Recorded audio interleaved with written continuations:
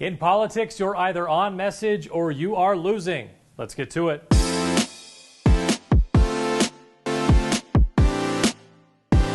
Welcome to On Message, our weekly look at where the battle lines are drawn and who is winning the war of words. This week, by any other name. On Wednesday, Brian Schott reported in the Salt Lake Tribune's rundown that the state Senate is considering a bill to change the way we talk about the budget. In short, income tax in Utah is used to fund education, and other tax revenues are used for, well, everything else. So naturally, the bank accounts these funds go to are called the Education Fund and the General Fund. SB 211 would change the name of the Education Fund and make it the Income Tax Fund to help voters understand what portion of their tax money we're all referring to, rather than what we spend that money on. Fair enough. It illustrates a larger point that naming things is often an overlooked element of successful communication. In fact, it's one of the most fundamental and, dare I say, shrewd ways to frame the narrative in any effort you're working to either advance or to stop.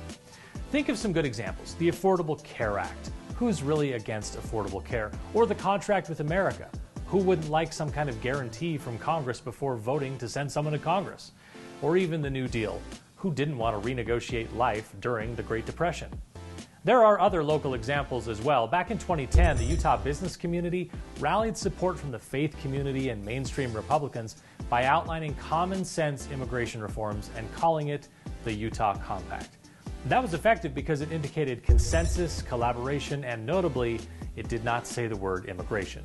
A name can make all the difference because if you name something and that name sticks, it forces allies and opponents to use your term when talking about the issue at hand.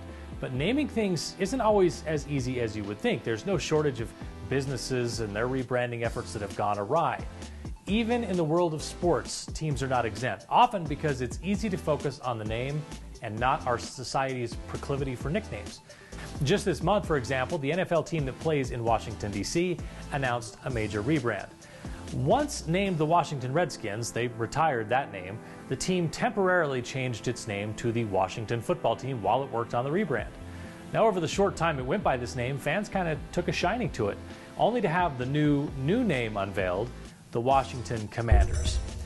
What team and league personnel missed is that every sports team goes not only by their nickname, but by a shortened version of that name. The Yankees are the Yanks, the White Sox and Red Sox are the Sox, for example. Sadly, the Commanders' most likely nickname options are the Commandos or the Commies.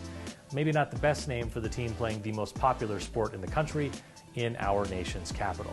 Names matter in sports, in business, in politics. In anything big you want to accomplish, naming your efforts something clean and simple that communicates your vision and forces everyone to refer to it on your terms is a big key to your ultimate success.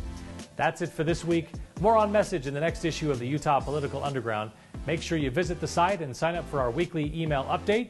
You can find more On Message videos, in-depth Utah political stories and analysis, plus podcasts, and more at utahpoliticalunderground.com.